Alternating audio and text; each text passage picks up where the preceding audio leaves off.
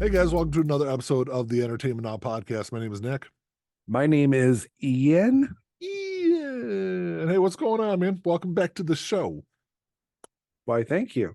It's like I never left. That's like you never left.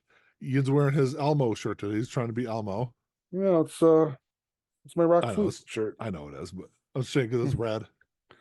Oh, You look like Elmo. But what's going on, man? nothing. Just living it up on Sesame Street, I guess. Yeah. Oh, I guess I should say if you're watching this on YouTube, all of our stuff's always on YouTube. So give us the thumbs up and all that stuff. Leave us a review on Spotify or wherever you get your podcasts from.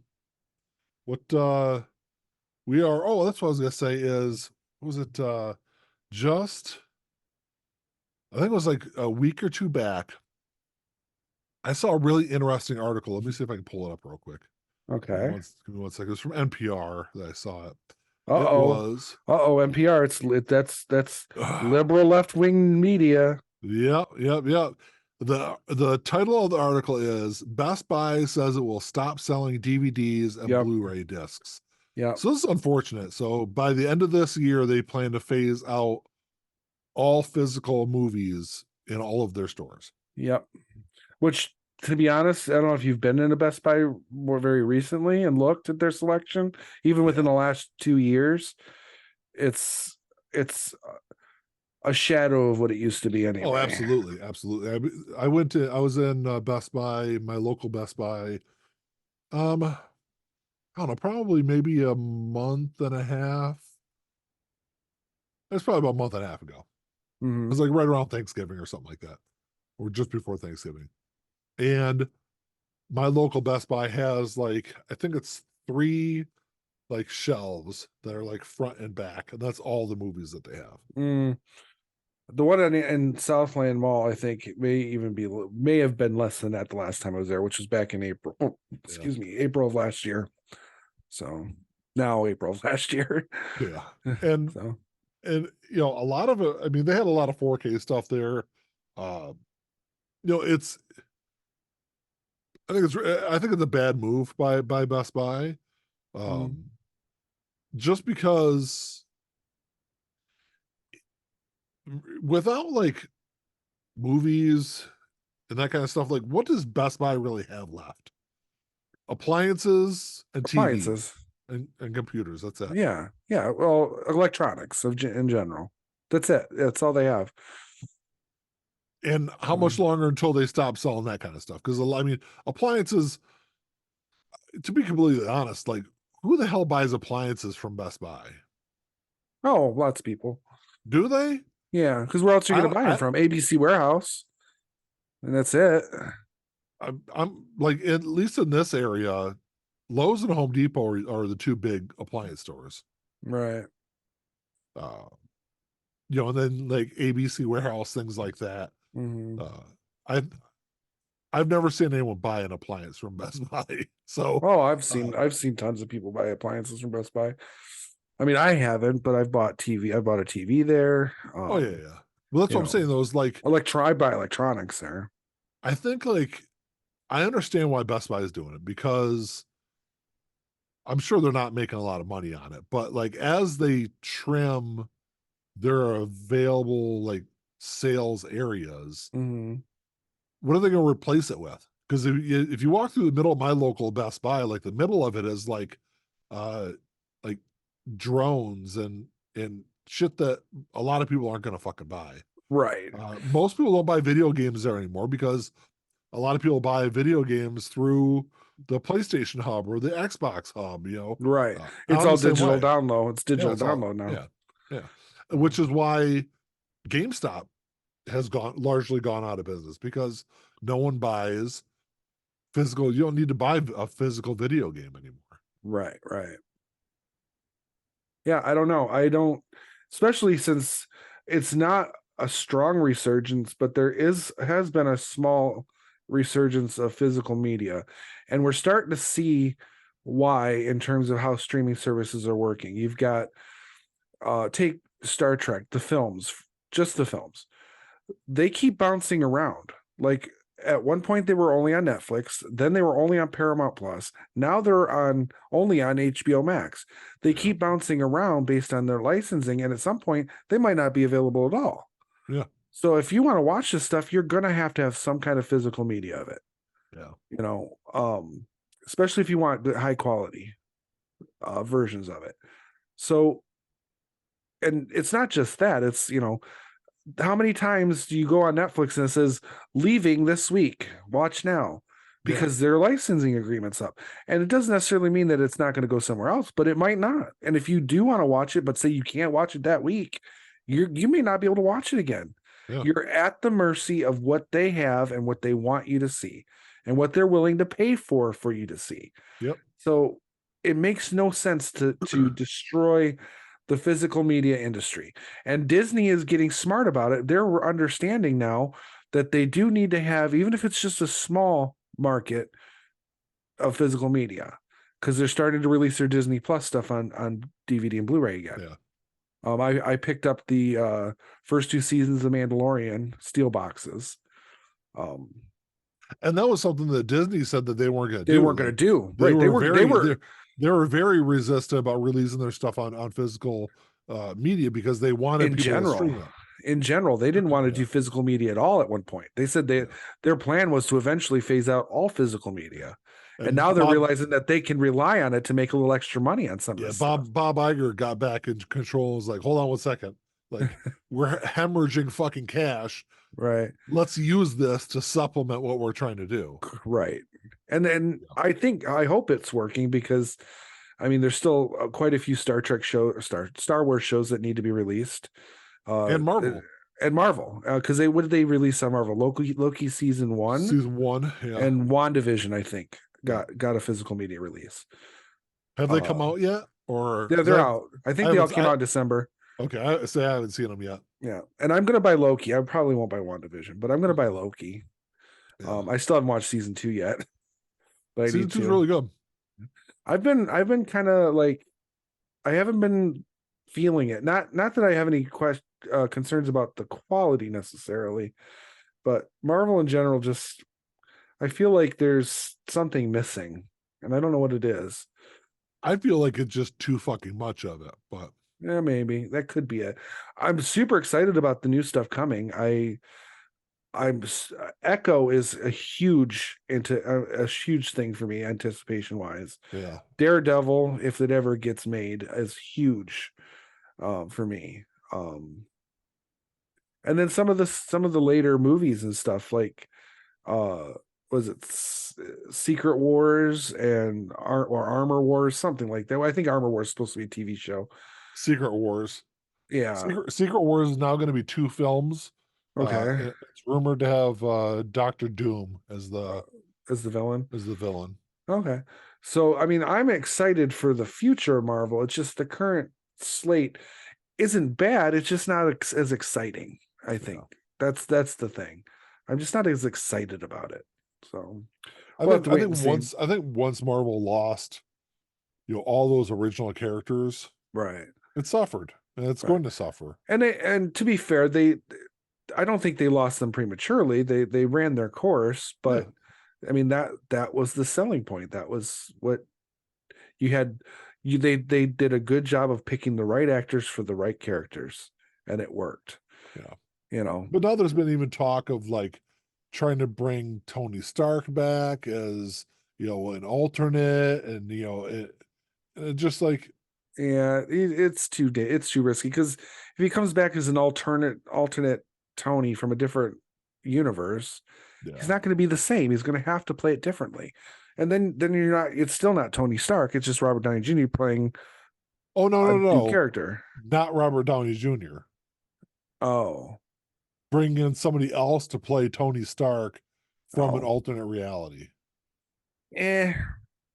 I mean, there's been lots of really bad rumors going around. That's like, there's been several things that like I'll read it and I'll be like, if they do this, like it'll end the fucking franchise. Like, yeah, they can't fucking do that.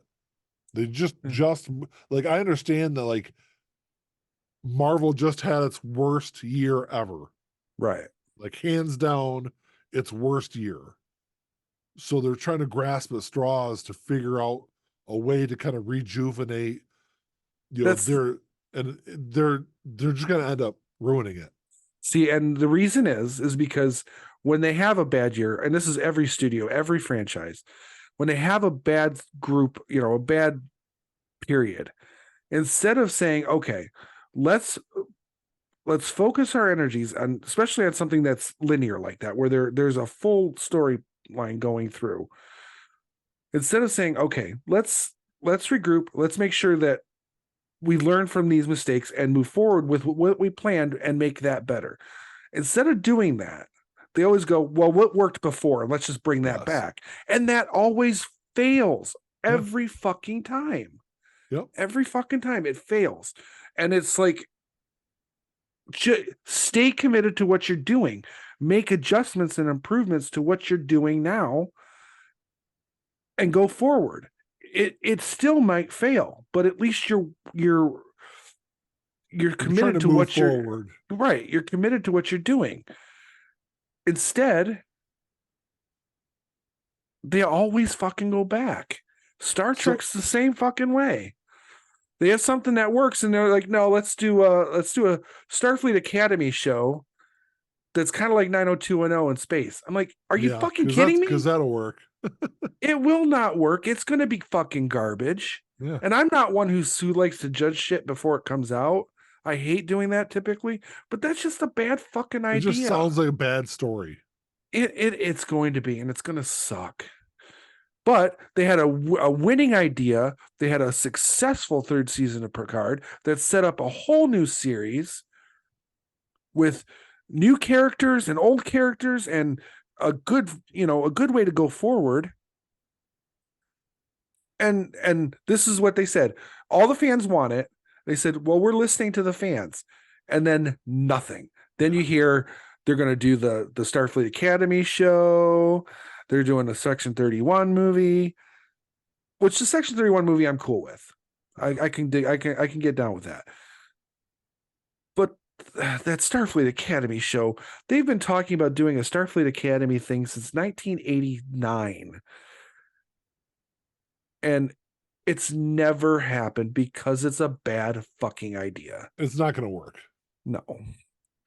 But anyway, but with like going back to Disney, last year was the first time that Disney hasn't had a $1 billion movie since 2014. Yeah, that's not surprising. I mean, it was a bad year for Disney. It really was. And I think it was a bad year for all the studios, to be completely honest, because I don't think the theaters have not bounced back from the lockdown. You had like big budget movie after big budget movie after big budget movie absolutely flop last year. Right. Or not flop, but just not hit, not be a blockbuster. No, they're like abject failures because a lot of them were. Yeah. Because you've got these like gigantic fucking budgets. Pretty much every single movie, most movies that were released last year, all the big movies, all had $200 million plus budgets. Right, which does not include the $100 million it's going to cost for advertising. No. And then, so what was the Godzilla movie that came out last year? Is Godzilla -1? So it was.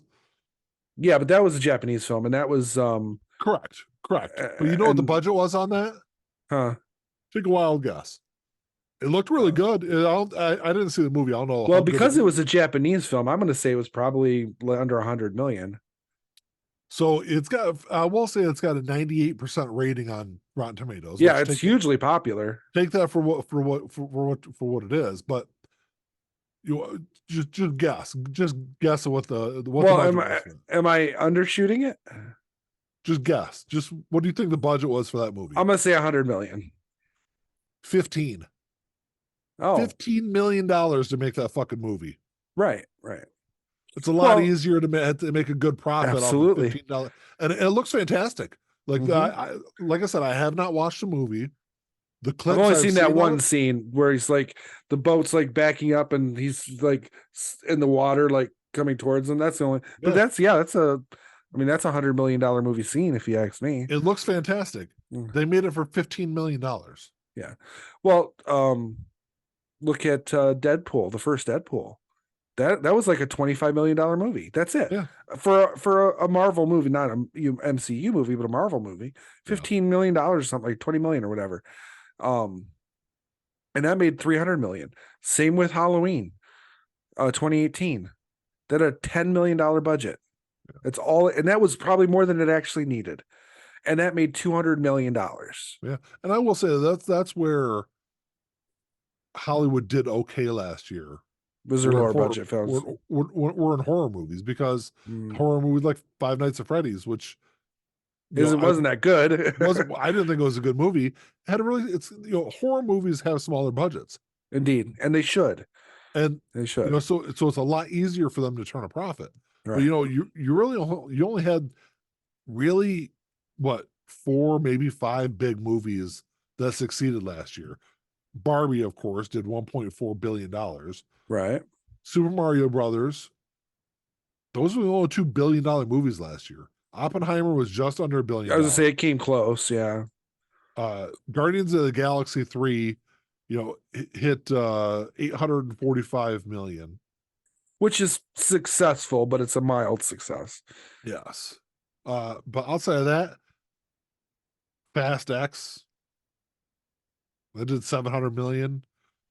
Spider-Man Across the Spider-Verse, which was really good, did about 700 million.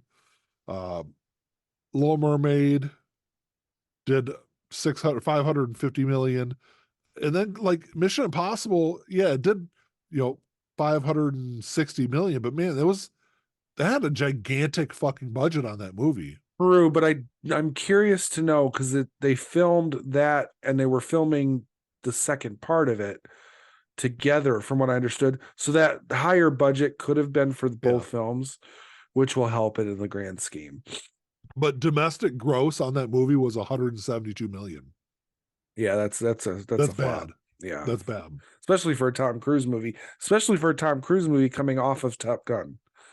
But like that's how everything was. If you look at domestic gross, so worldwide gross makes it look not so bad. But if you look Right. at like domestic gross, like I said, that was horrible.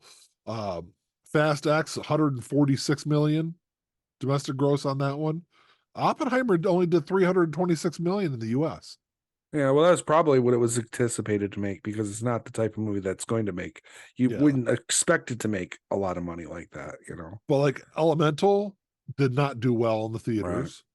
Ant-Man and the Wasp Quantumania did not do well in the theaters. Yeah, John Wick did not do well in the theaters. Transformers did not do well. John Wick shouldn't have had a big budget though. No, it didn't. Didn't. So really, if it made 100 or 200 million, it was probably success. It was successful. It made 187 million in the US. Right, and it probably had less than a $50 million budget. But look at Wonka. When did Wonka come out? Beginning of December? Or late November. Yeah, but I think it was December. I think it was the first week in December it came out. Mm. It did 400 million. Yeah. Since it's been out. So I mean that's good. I mean that's a success story there. I think Is that domestic or worldwide? 400 millions worldwide. Oh, okay. But that looks like an expensive movie. I think I'm sure it was an expensive movie. But like the 14th number 14, the 14th highest grossing movie last year worldwide was fucking Meg 2. Giant sharks. Yeah. It beat out Dial of Destiny. Yeah. Which I thought that was a good movie, but it did horribly at the box office. It definitely did horrible. But see, with something like that, that's a budget issue. The movie costs way too much money to make. Yeah. And then you had the other side of it, which was the toxic fandom that were saying it was garbage before it even was released. Yeah, which I don't think that really played a role, a big role. It might not have, but I don't think it helped it. No, I don't think it did. But Five Nights at Freddy's was 17th highest. It grossed almost 300 million worldwide, which that's a big number for a movie that had a really small budget. Right. Now the new Hunger Games movie did not do well at the box office. Creed 3 did okay because Creed 3 didn't have a big budget. It did 275 million worldwide. Right. But The Flash was an absolute fucking bomb. It was, I mean, I'm sure they had a And gigantic budget that on that. it was huge, and it was delayed several times too, so that hurts the budget. It Um, it barely broke 100 million in the US. yeah. So Barely fucking broke it. in retrospect, I think they probably would have been smarter to shelve their Flash movie and then put out their Batgirl movie instead, because Yeah. that was getting a lot of hype around, mainly around how the dailies were looking and stuff. Yeah. And Flash was a guaranteed flop from the get go because of Ezra Miller. Yeah. Yep. But the Dungeons and Dragons movie did horribly. Yeah, and I actually I heard that was pretty decent, actually, too. yeah. I Yeah, really thought I thought the Napoleon movie was going to do a lot better than what it did. It barely broke 200 million worldwide. I The Marvels historical barely movies. million worldwide though. Like, Yeah, historical films don't generally do well. That's why the Oppenheimer thing is kind of, I think it's a fluke, more or less. Movies like that typically don't do well. They do great in the awards season, but they don't do yeah, well in the box office. yeah. So Like I said, you had like there was a Paw Patrol movie. You know what Paw Patrol is? I'm The familiar fucking with kids it. show? It Yeah, made almost as much money as the Marvels. That's bad. that is bad. That is really fucking bad. Yeah, Like, it's like, and what can Hollywood do? Now, granted, there's lots of other factors that go into that. I think the strikes definitely played a role because you studios put a lot of money in promoting movies. What's right. the best way to promote it though? To have To your have your actors actors out go out and promoting it. talk about it. Right, They couldn't do that.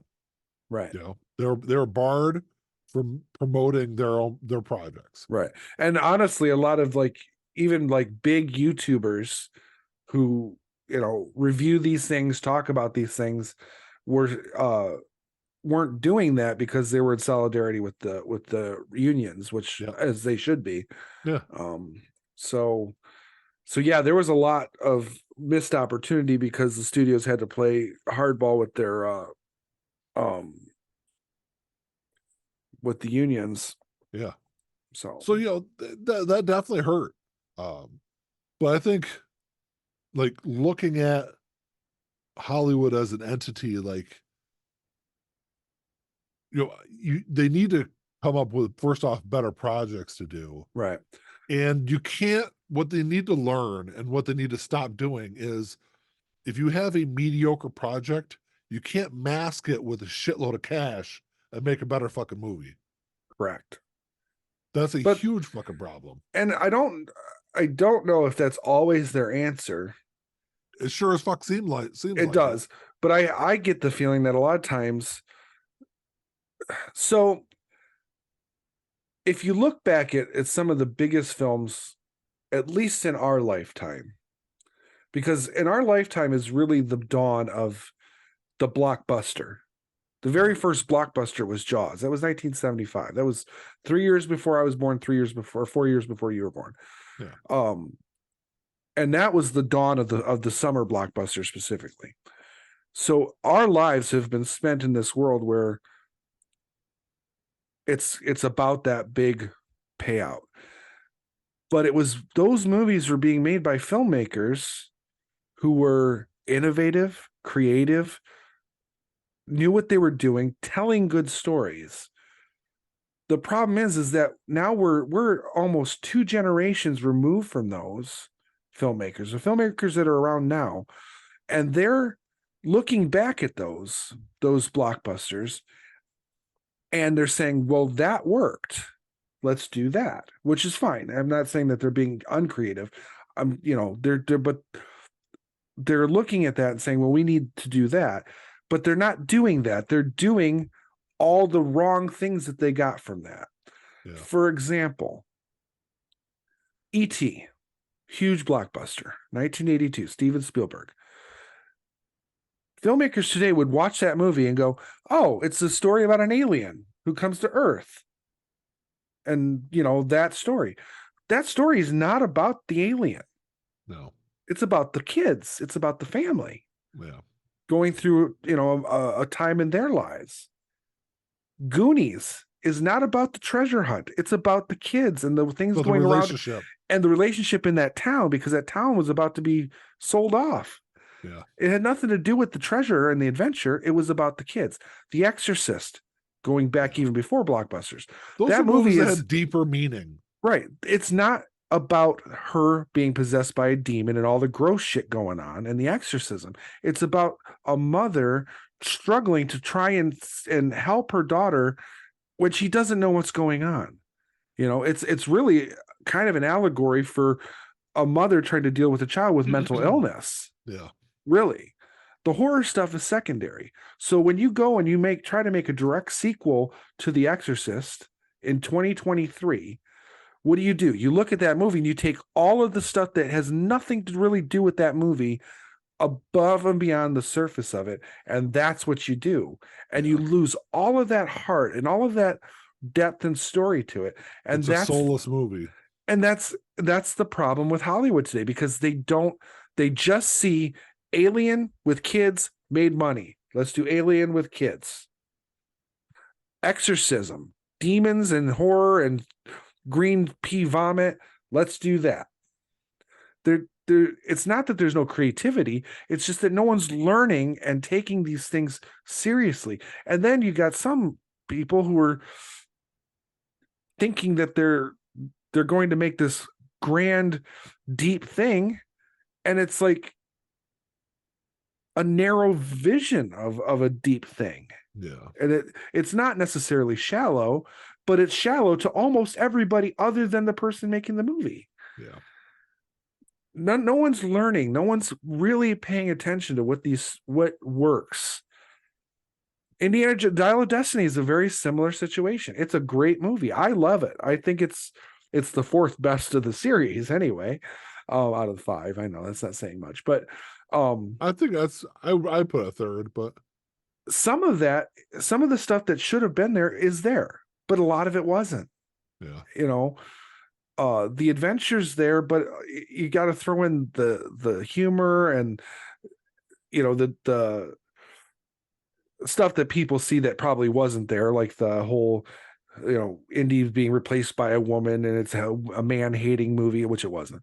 But people are looking for the wrong things in these stories, and I think that's the biggest problem of all. It's not that movies and TV are being written poorly. In a sense they are, but it's not the key. The key is they're not writing the right stories. They're not finding the right core to these films and these TV shows that made other things in the past work better. That's my thought on it. I think that's indicative of everything for even the last 5 to 10 years. Yeah. But I wonder, like, I put a lot of the blame really at like the oversaturating of the market, though.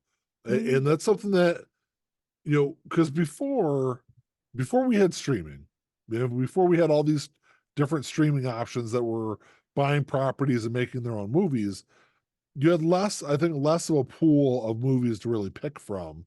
If you're like a studio looking to make a movie, you have fewer scripts to go out there and find. And I think it was easier, to make a good movie then. When it seems like now it's not really about. It seems like movies nowadays, it's more about quantity than quality. Like just trying to release something to try to turn a profit instead of trying to take the time to find the right script, to find the right director, to find the right actors, to put this whole thing together. Now, because there's just movies everywhere being made all the fucking time. You got, instead of 5 or 6 different studios, you got 1,000 different studios making movies. Well, one could argue that competition too, and that's going to be a dangerous thing going forward, because if Paramount and Warner Brothers merge, that's going to narrow the amount of real big studios that are producing stuff, and I think that's kind of a dangerous thing. But as far as quantity over quality, you're probably right mainly. But if you look at something like the MCU, from 2008 to 2012, they made what, 7 movies? Yeah. When has any franchise made that many movies in that short a period of time? Never. And so you had Well, quantity, I but you think, had quality too. well, I think you also have, I think that's also why those movies are doing so poorly now, is because you've oversaturated your own franchise Mm. and watered it down so much. I think they just need to focus a little bit more on the quality. It's not so much the quantity. They could put out 10 Marvel movies a year, and if they're done right, you could have $10 billion hits. Yeah, and that's not, it's like Or they could put moving out forward. 3 that are garbage, and there's just still garbage, you know. Quantum Mania was all right. It was a fun movie to watch, but it's not that great. In retrospect, it should have been a TV show. Yeah, it probably could have been. It was too expensive to make. That's the Oh, problem. I know that. Well, fucking everything is like. I think the Marvels probably should have been a TV show. It should have been the second season of Miss Marvel. Yeah, Most likely. I haven't seen it yet, but based on everything I'm hearing, that probably would have worked better too. probably. But see, their TV shows are a similar situation. They're and it could be because I think we talked about in the last episode about dropping these things all at once rather than weekly. Yeah. You know, if you're going to have a prolonged story or a story that you're stretching out over say 6 or 8 episodes, you're even a short series like that, you're still going to have strong episodes and weak episodes. And you'll find that if you have a strong episode, the next week is, as terms of viewership, is strong. But if that's not a strong episode, the week after that is going to just bottom out. Yeah. It has nothing to do with them wanting to watch the whole show. It's the fact that last week was kind of weak. I don't know if I'm really into it this week because the interest is lost. I think if Marvel is going to continue to do these shows, and Star Wars too, Star Wars really needs to figure this out too. They're going to continue to do these shows. They need to drop them at once. Yeah. Period. People will watch it. They will binge it. And if the overall show, if you watch 6 episodes back to back, and 2 or 3 of them, you know, as much as 50% of them are weak, but your beginning and your end are strong, no one's going to remember the weak stuff. They're just going to say, you know what? I really like that show because they binged it all at once. Yeah. And I don't know. I mean, what do we know? They don't pay us to you know, at all. So I wish they did. if I was going to take over a studio right now, say I was going to take over Disney, I would go into Disney and I would say, look, first of all, we're going to stop remaking our animated movies for now. We can go back to it, but right now we're going to stop doing that. Yeah. Period. Well, second, you got the Moana movie coming out here next year, I think. Yeah. And that's not even a classic. I mean, it might be viewed as a classic, but it's what, 5 years ago that movie came out? But they want to do that before Dwayne Johnson's too old to do it. So they get another actor, get another but then they're not capitalizing on having the Dwayne Rock. Johnson in the movie. Well, to be honest with you, if you look at Dwayne Johnson's record lately, his movies aren't making that much money anyway. He's not drawing them in like he used to. They make decent amounts. Yeah, I don't know. But anyway, I would put a kibosh on that. I mean, anything that's already in production, say I came in today, anything that's in production, okay, we'll let go. But from this point on, we're going to stop remaking these animated shows, these animated movies. We're going to look at our Disney Plus thing, and we're going to analyze the Marvel, the Star Wars, because those are the 2 big money makers on Disney Plus. And we're going to take a step back, and we're going to say what works, what doesn't, and we're going to go forward with a plan. You have to have a fucking plan with these series. I know Marvel probably has a plan. Star Wars, not so much. Star Wars is getting a plan, but they don't have one yet. And I would be canceling the fucking Rey movie that's going to be coming out next year, 2025, I think, December 25. It's not episode 10, but it's a sequel to episode 9. Tell me how that makes sense. I know. I'd be canceling that fucking movie right off the get-go. Not because I don't think it could be a good movie. It probably could be a good movie. I'd be canceling it because it's too soon, Yeah. and they need to focus their financial But they want to ideas. strike while the iron is hot, But but it's not hot. I there's not know, hot. Yeah. I know, I know. What they I know really that. want, You know that. They don't. they want Star Wars in the theaters again. And I Yeah. get that. But what I would be doing is I would say, okay, you want Star Wars in the theater, we're going to cancel that Rey movie. What do we have working right now within the story that we have now? Yeah. What is going on? And work with that. Let's take that and we'll get a movie for 2026. Period. That would be the end of it. One movie, no plans, and no more of this every year saying, oh, here's the slate of Star Wars shows and movies coming out. None of that shit. That's going to stop too. No, none of that. We're going to focus on one or two projects a year. That's it. One or two projects, and that's for Marvel too. One TV show, one movie, or two TV shows, two movies. That's it. No more than that. Because Marvel's issue is, I think, when they were doing like phase 1 through 4, I think it worked to be able to like plan out in the future. Oh, these are the upcoming movies and that we're going to be working on. But now when you're not having that success, like you said, stop doing this whole timeline, 3-4 years out, because now you have this thing where Jonathan Majors gets fired from Marvel, and now you're reworking your entire fucking thing. Where had you not planned all that out and put all that out into the public, you wouldn't have to do that. Yeah, and let's be honest, with the Epstein list coming out, I wouldn't be planning anything in the future. But the thing is, with the Epstein list, I really don't want to get into it, but that doesn't even prove that you've done anything.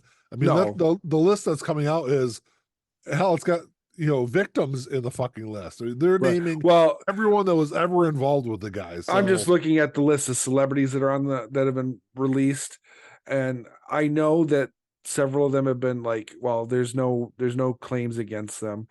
But I saw George Lucas on the list, and that was devastating to me. The other ones, I was like, Bill Clinton, of course he's on the list. Well, all that means is like he could have had flown on his private jet. Like that doesn't necessarily mean it's not like he was at his little sex compound or whatever the hell it was. Correct. Yeah. Right. But it's that's the other thing with Hollywood is it's all perception. It's not. Doesn't really matter if it's true or not. It just matters how it But I know Jimmy Kimmel's threatening lawsuits against Aaron Rodgers. Yeah, as he should, because if he's not even listed anywhere in the paperwork, as far as I know, he's not. I read an article today that said there's still nothing with his name on it that's been released. So, and how the fuck would Aaron Rodgers know anyway? Because Aaron Rodgers is a fucking dumbass. He's the guy that. Do you know who Travis Kelce is? Yes. Who doesn't? I'm just asking. You never know. But don't say. Did I know who he? Did I know who he was before he was dating Taylor Swift? No, I did not. Well, before he was dating Taylor Swift, he was still a gigantic fucking football star. But anyway, I don't watch football. Aaron Rodgers calls him Mr. Pfizer because Travis Kelce did the. Get your flu shot and your COVID shot at the same time, blah, blah, blah commercial. Right.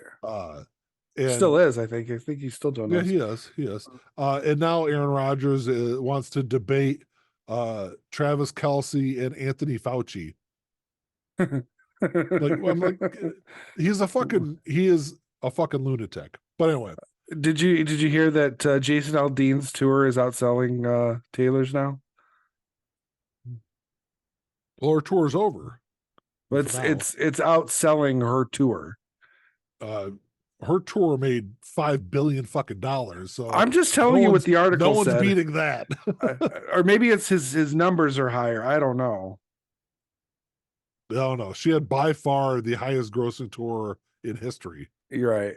I don't know. I'd have to read the article. I guess I should not throw that out there. But the article, the headline of the article was that he's outselling Taylor Swift in concert. By the way, I forgot. I wanted to see what the gross was on that Era's movie.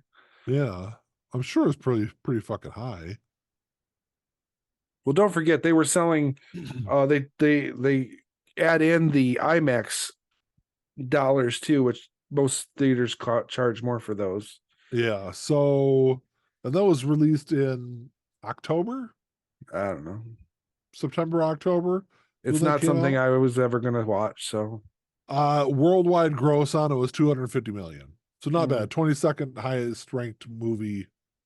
And it comes out on Blu-ray and DVD, I believe, end of January, I think. So Yeah. whatever. Yeah, I won't be buying it. So. I'm on the record as saying not only Taylor Swift, but I enjoy concert movies. Oh, I do I too, I always but have. not Taylor Swift. But I yeah. haven't seen it. My wife went and saw it. You did. You saw the show. You went and saw her Yeah, I live. saw her in concert. That's different. It's the same thing. It's the same show. You'll just get to see everything up close. That's it. Yeah, why not? I mean, I was pretty close anyway, but I don't think you were that close. I was side stage for Up first high row side. though. No, first row side stage. Uh, Yes, I was pretty damn close.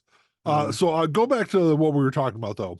Like streaming services are just overall just fucking oversaturated. There's just so fucking many of them. right. And other than Netflix, they're all doing poorly. I mean, Peacock, I think it's Peacock. Yeah, Peacock and Paramount Plus are both in financial trouble. Mhm. They hemorrhaged money last year, like Right. record fucking losses, both of them last year, and they're not the only ones. Like I said, the other and Netflix. The only reason Netflix is doing well is because Is they their add original stuff. well, not even only that they added in a commercial tier, so Right. now they're selling commercials, which has boosted their profits. Right. That and their attempt to stop password sharing last year, increased viewers, well, increased memberships, but they took a couple of these steps that have kept them in the black, where everyone else is in the fucking red. Like, Right. in I think it's maybe a good thing that some of them go away. Well, they're Uh, not going to go away though. That's the thing. They're going to be they're going to absorbed get by absorbed. others. Yeah, Yeah. yeah. And Well, then like, it's just you may not have 20 streaming services. You might have 10, but one company owns 6 of them. yeah. So and that can't sustain either. So over time. Yeah, but it's like, I mean, but it's not just the amount of, but it's not just the amount of streaming services. It's the amount of stuff that each streaming service they're over. Like I said before, they're not only is like Marvel oversaturated itself, streaming services have oversaturated their content also. Mm-hmm. So there's got to be some kind of balance, and I think hopefully they'll find that balance at some point relatively soon, or they're just going to start failing. And like you said, Disney will just gobble up, 3 or 4 streaming services. That's And another thing I would do with Disney. I would sell off part of it. I would probably they I would can't. well, see, I think they can. I would probably dump Fox. 20th Century Fox. Yeah, but the problem is like, or oh, they didn't buy Universal. What was the other one they bought? there's too many properties. There's too many Fox properties that Disney is utilizing to maintain their profitability. Correct. Well, like Um, Simpsons and Family yeah, Guy and things like that. if they were to sell off Fox, I think they would drastically have to cut back on their budget for their streaming services. Maybe. Because Well, I like I said, definitely wouldn't be buying anything else. Disney does not need to buy anything else. They've got enough. yeah. So work with what you've got. I would think it'd be better for Disney. I think they'd be better off selling Hulu Right. than selling Fox. I think the idea of keeping Hulu is kind of as it's a backup. It's a connecting tissue. because they can put stuff on there that's theirs that's not necessarily Disney in name, Okay. and then more adult things they can put on there. And it's also a way of having, see, no one's going to license their Paramount product to Disney, but they might license it to Hulu, which Disney owns. I think keeping Well, Hulu's fine, but but if I was Disney, and correct me if I'm wrong, but I think it would be more beneficial to cut Hulu, sell off Hulu to mhm. whoever, and then Disney can create their own adult oriented service. Call it whatever the fuck you want. Yeah, It but still I be it, think, and if history has shown anything, unless you've got some kind of a property to as a flagship property to get people to sign up, no one's going to add another service, because even yeah, if you sell off Hulu, people who have it aren't going to get rid of it just because Disney doesn't own it anymore. yeah. So now, oh, now there's another service I have to buy. No. I'm saying it can be incorporated into like the Disney app, but have it Mhm. being a separate like adult oriented Right. service. Well, it'd be for their basically anything that's R rated. Yes. Um, Maybe. And don't get me wrong. I mean, Disney Plus does have some R-rated stuff on it. I think Deadpool's on there now. Yes. Although I'd prefer to see the unrated Deadpool, and they don't have that. No. Um, But that kind of goes back to our first conversation. We were talking about Best Buy getting rid of physical media. correct. The problem I get into, the issue I have with all these streaming services is yes, movie X might be on there, but is it the version of movie X that I want to watch? Correct. You know, is the extended version of The Hobbit on there? Right. Is the anniversary edition of whatever movie is that, because that's what I want to watch? Is that available on there? Right. Goodwill Hunting is a great example. You can stream Goodwill Hunting. You can't watch the extended anniversary edition, which I have on Blu-ray. Mm-hmm. I bought it because it was the anniversary edition because that's what I want to watch. Right. You can't watch it on streaming services. Right. The 15th anniversary edition of Clerks is not available on streaming services. Right. Only available on Blu-ray. With the animated funeral scene. Yes. Yep. You know, so like that's kind of the other issue I have with all these. Yes, it's available, but it's not necessarily the one I want to watch. Well, and as an example of something that you want to watch, you might want to watch, but isn't on any streaming services because of legal reasons, Dogma. Yeah. You can't, Dogma is not available on streaming, and it has not been had an official physical release because of it.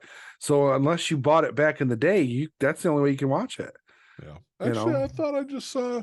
you have a Blu-ray. There is a Blu-ray edition that was released, but it was a kind of a bare bones one. And then there's the DVD Okay. release, Which which was the special edition Blu-ray DVD. I'm gonna look because I was actually looking on Amazon this morning because I wanted to buy some new movies. I got some Amazon gift cards for Christmas, so I was on there looking. I could have swore I want to see what I have the Dogma uh Blu-ray I had pulled up. Let me see here because there's a couple of different versions of it. Mhm. You're right. It's just a bare bones with there's like a Spanish version of it also. That's what I was looking Mm, at. okay. But there is a Blu-ray DVD version. It's $100 if you want to fucking buy it. Right. But that's an old like print, so it's like uh unless you bought it before or want to spend $100 on it now, Well, you're not going to be able yeah, to watch it.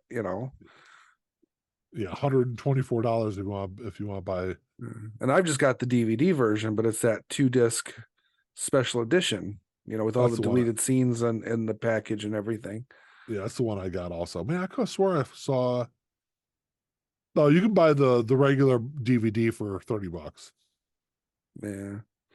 I don't I'm only happy that I have it at all. I prefer not to have it on DVD. I prefer to have it on Blu-ray, but Yeah, I want to blue. I mean, I want to get all the Kevin Smith movies on Blu-ray, but mhm. even Clerks is kind of hard to find. Clerks is not like super expensive, Well, but if you want, there's that box set that I don't know if it's out yet or if it just came out or is about to come out. And it's the trilogy, and it comes in like the a the Clerks fancy, trilogy, yeah, I, it comes in a I fancy like quick stop video store box. it is. It's $125. That's not bad for three films and all the extras. Yeah, That's not bad. let me double check here because I saw that this morning too when I was scrolling through. Of course, I probably won't be able to find it now. Hmm. I don't remember if it's on Blu-ray, isn't it? Yeah, it's a Blu-ray. I believe it's a Blu-ray box. It might be a 4K box actually. It might be. I don't know, Yeah, but it's here at it least is. Blu-ray. Premium. It is Blu-ray. It's $130. It Mhm. actually looks kind of cool. Yeah. Um, let's see if I can show you. But that's what it looks. It's like if you were listening to the podcast, can't really see Can't it, see but it. it's like Yeah. the outside of the store Right. is Right. the box that comes in. Yeah. The quick stop. Yeah, Um, so that's pretty cool. I don't know. Maybe I'll pick that up. But yeah. It's on my list too. But and I guess to some degree that's where the issue becomes, because now if you're going to release stuff on Blu-ray, you kind of almost have to go the extra mile and do these special boxes. But that's what they're doing with vinyl. yeah, absolutely. So why not do that? Right. And I think it's kind of what they were doing with steel books.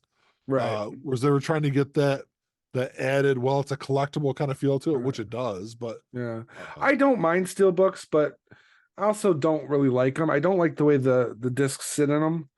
So I don't know if you can see it. So this is Mandalorian season 1. I got the steel book, yeah, but the discs, I just don't like the way they sit in because they're super hard to get out. So I don't snap them down right all the way, and then there's the risk that they fall out inside. But yes. I don't And know. I've heard You other know, reviews of them like that also. yeah. Yeah, So that's my problem. I just don't like the. They need to improve that snapping functionality. functionality. Yeah, for that.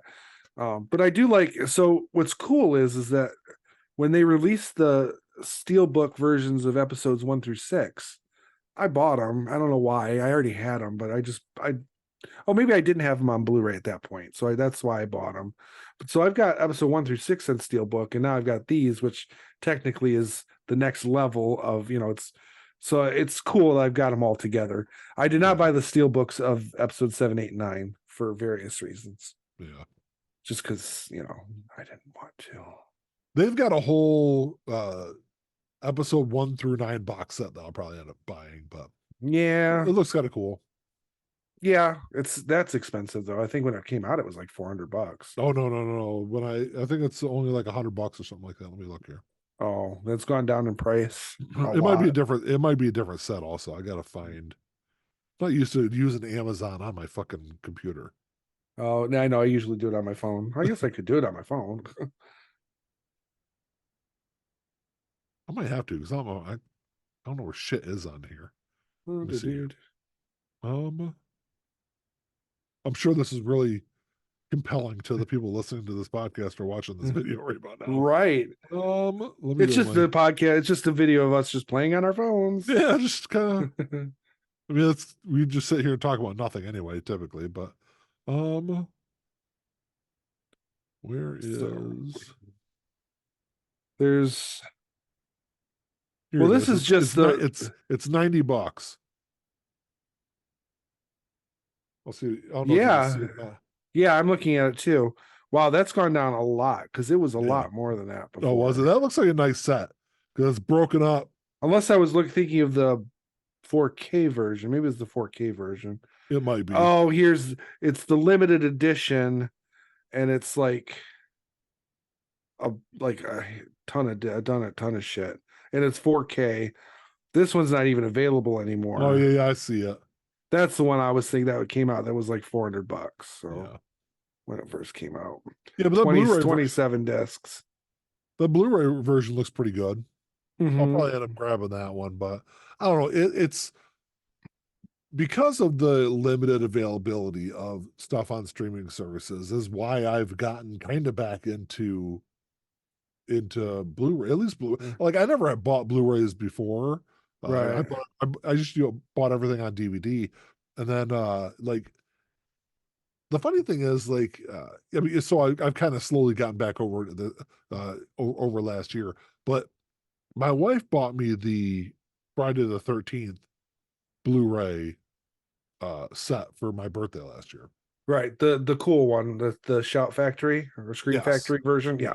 Yeah, yeah. I've got that one too. It's a fantastic set. And I'll preface this story by saying that my wife is one of the people that when TV went from standard definition to high definition, she would sit there and go, I don't see a fucking difference. Like, Uh-huh. why are we paying extra for this? I don't see anything. I put on we watched, it was around Halloween, we watched the first Friday the 13th movie. Hmm. And Mandy looked at the TV and said, "Oh my god, this looks like a movie that was just fucking released." That's Yeah. how They. good the fucking video looks on that. Yeah. Absolutely. For a movie that's over 40 fucking years old. Hmm. Yep.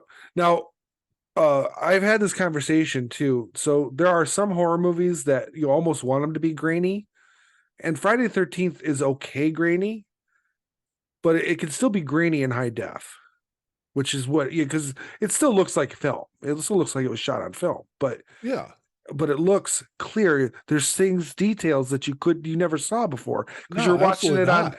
Friday night at the movies on NBC or on a VHS copy that from the Yeah. video store that was watched 1,000 times Yeah. already.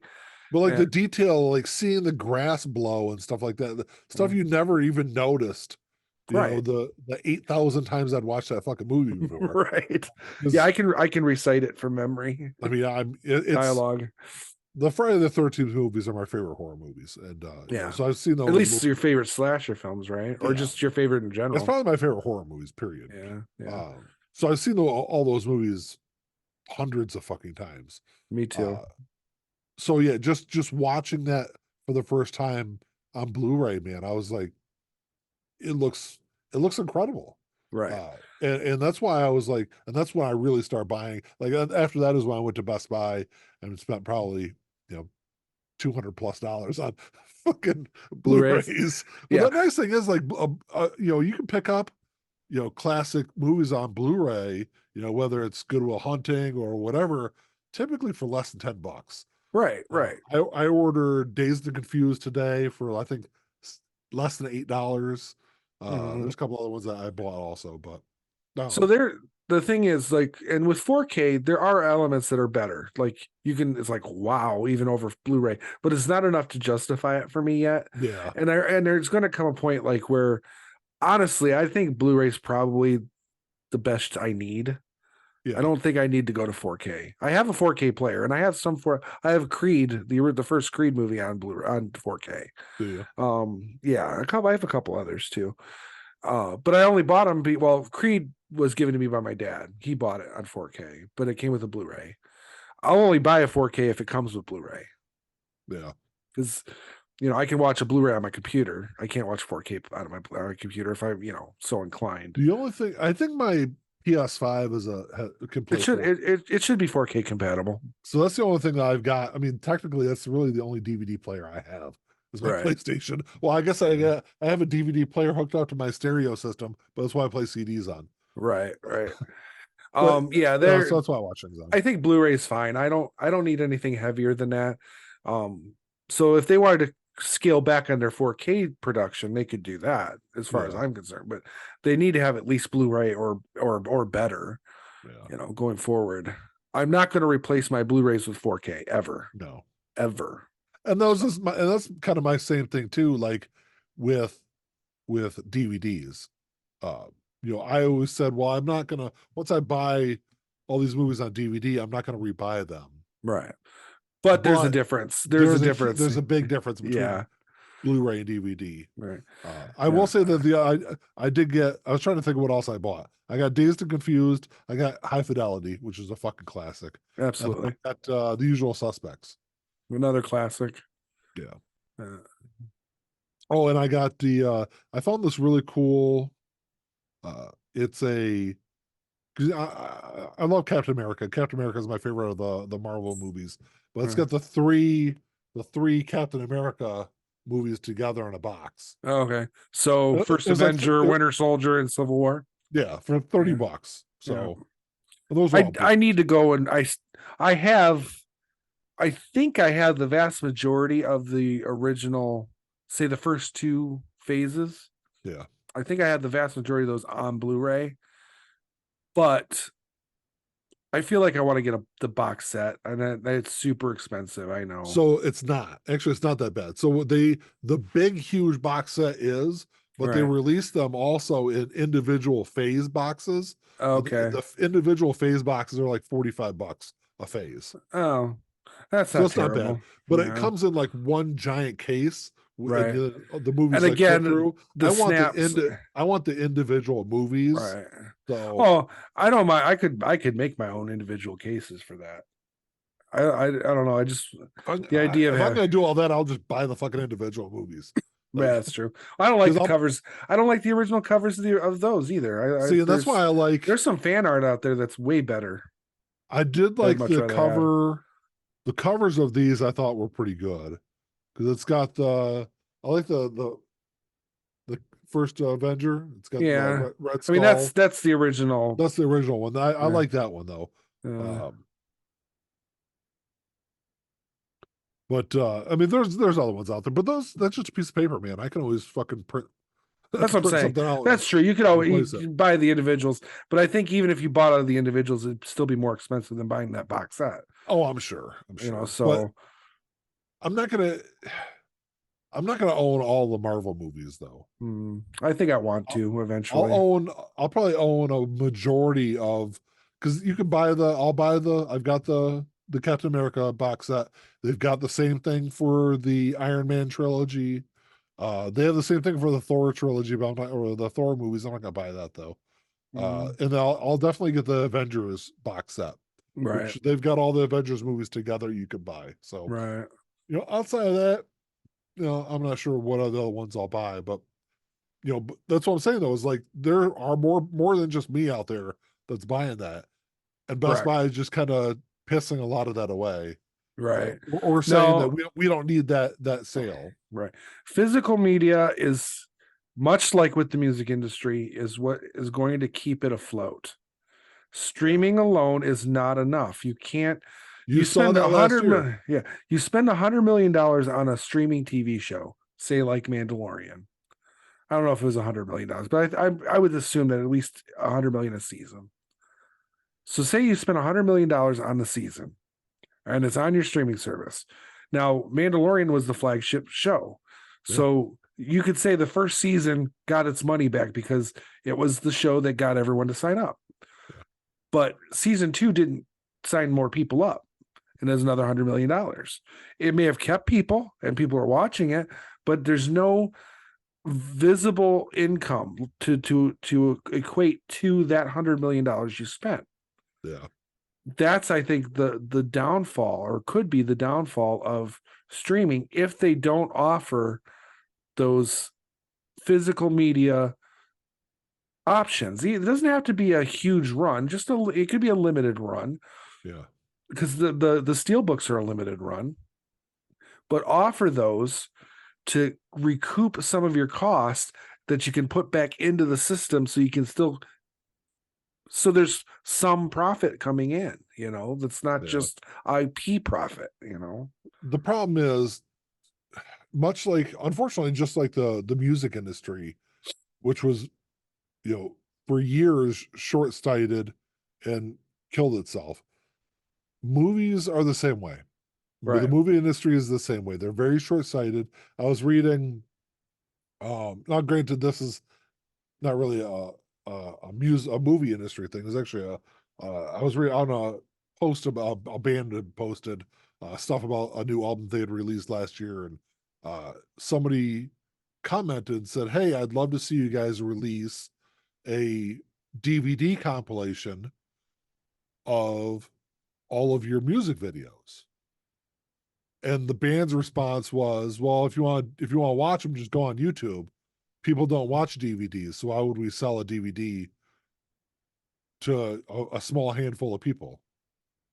I'm like, yeah, but Well, that's that is kind of niche, but I see where you're going with it. You spend a little bit of money on remastering the videos, and you sell them. yeah, A limited run. you're not going to retire on the fucking thing, but you're No, releasing something that's a higher quality than what you're watching on YouTube. right.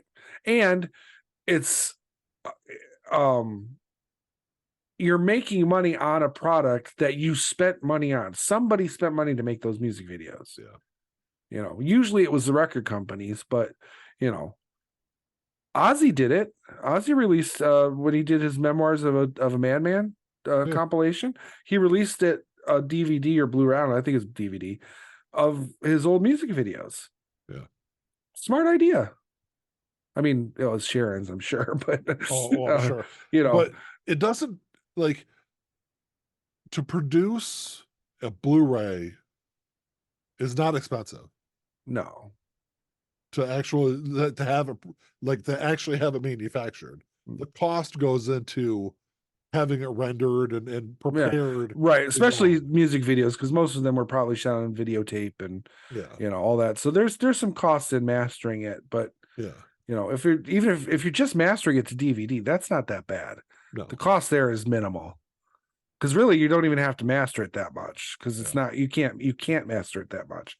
Because the best you're gonna get is like But if 720 you're gonna anyway. put something together, you could take your your videos or whatever, because especially like a lot of those like 90s, early 2000s bands, they put a lot of like videos out Right.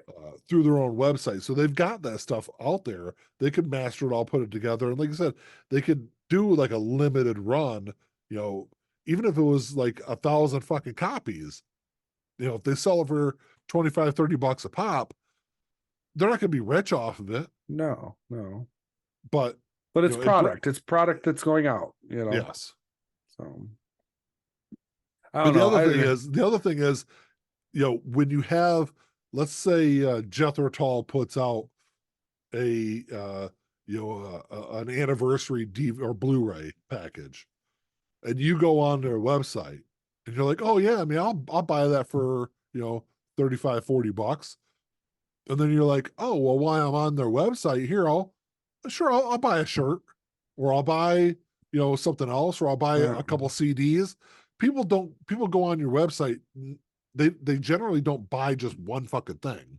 Right. They go on there and buy multiple, and that's what if you're releasing like a small Blu-ray package or a Blu-ray or a DVD package, you're having those people get on your site to buy things, to buy other merch, and that's why I said that it's really kind of short-sighted, and that's kind of where the movie industry in general is. Right. And I think Disney that you just gave me a thought. Disney is set up perfectly. Why don't they just sell their products on their own website? Yeah. Try to undercut Amazon. Yeah, absolutely. It's your license. It's your money's gone into the production of the product. So the profit margin is going to be higher for you if you just sell your own shit. Now, granted, you've got to go through dealing with, you'd have to have additional customer service people there to deal with damages, True, to deal with shipping. There is more overhead costs there. But like you said, you're cutting out that middleman, and if you're selling a Blu-ray for $20 to $25 in Best Buy, and you're now able to sell that for $20 to $25 on your website, you're absorbing that, 15 to 20% markup that Best Buy has. Right. Yeah.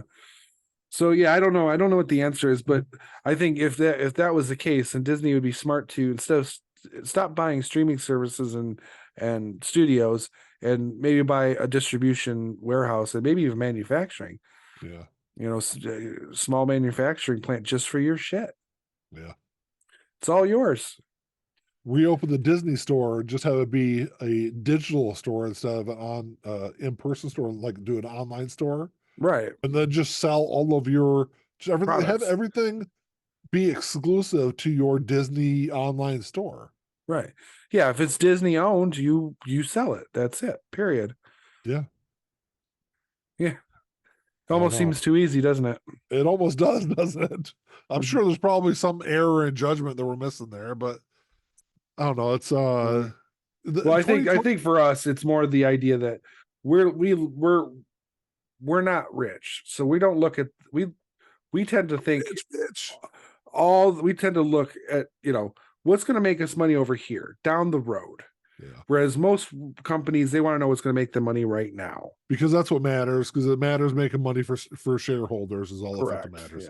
Yeah. So generally, you don't have that like long term thinking to it. But Right. overall, 2023 was a bad fucking year for Hollywood. Mm. A disastrous year for Hollywood. I think And 24 will be better, but I guess it's got a low bar there. yeah, I mean, you're right. I think it will be a better year, but is it going to be a lot better? I don't know. Mm. I guess this time next year we'll sit down and have the same conversation, kind of look back through the year and see how it Maybe we'll see maybe. how the rest of this year goes, just in general. I mean, just as long as Barack Obama doesn't send us to World War II, we'll be all right. That might be, I think Right. it's a callback to last episode, Yeah. Right. but I don't know, man. You got anything else to add? No. No. Well, any questions or comments, you can email us at Oh, I actually entmouthpod. do. If Oh, anyone at Disney is watching, you can pay me to do Bob Iger's job. yeah, I'll do it for $200,000 a year. That's it. yeah, $200,000 a year. You pay me. I will yeah. do Bob Iger's job, and I'll do it better. I guarantee you. I don't know about that. I will. No, I would do it How about they, better. how about they just pay me $200,000 a year, and I'll do like consulting. I'll just be like a one person consulting firm for them. I'll tell you what. They hire me to take over Bob Iger's job for $200,000 a year. No, not that's it. $200,000 a year. I'll hire you for $200,000 a year as a consultant, Okay. and I'll let you, you know. Because I'm gonna say, like, I'm sure there's a lot of like bullshit that Bob Iger does in the fucking background that you don't want to fucking have to deal with.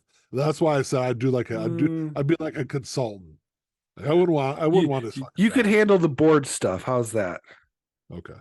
Well, I know. I'm just saying. I've got some big ideas that I think would Yeah, work. yeah, but I Um, need somebody. I need somebody to deal with the rich people because I'm just going to be an asshole to them. Like, fuck you. and You then they don't just know fire. shit. You Then don't they'll know just anything fire about. you. You don't know anything about movies. You just want money. Shut up. I'll make you money. Leave me alone. Well, see, I think it's the issue that not only Disney has had, but a lot of other. Uh, Well, other studios have similar but different issues. but Warner Brothers. I think a big issue is for all of them is they don't have movie people running their movie divisions. No, no.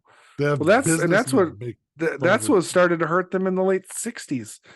Yeah, They had people who, Coca-Cola buying out studios. They didn't know anything about making fucking movies. yeah. But the thing Because is, all the like, old guys were dying off. that's where Marvel did it right. Bring in John Favreau to run at least the early part of the MCU and putting all that together. They got movie people to do Correct. movie things Right. and not And for someone the that was most part, successful in a Fortune 500 boardroom and to run. for the most part, everything John Favreau has done with Star Wars has been equally, Yeah, in my opinion, successful. yeah, But maybe not to others. But yeah. so yeah, I agree. John Favreau is a movie guy. He knows movies. Kevin Smith knows movies. Um, Obviously, people like Christopher Nolan know movies Yeah. because that kind of thing. Get filmmakers to make films and get business people. Let the business people handle the business side of it. Yeah. Let the filmmakers make the movies. Well, I guarantee, like that's what I'm saying. Like, if there's I'm sure they're not, but if a studio is watching this or listening to this, I mean, I got all sorts of fucking ideas I could throw out there. I'm a creative person. I'm sure I could come up with some. I'm sure I could make some money for a studio for sure. But Yeah, I don't know if I'd want to make the movies because I would take it way too personally. But I could be someone who focuses the talent. yeah, That I could do that. but I don't know, any questions or comments, or if you want to hire one of us, you can email us at entnowpod. Well, you can get both of us for 400 grand, 200 there each. You go. Yeah.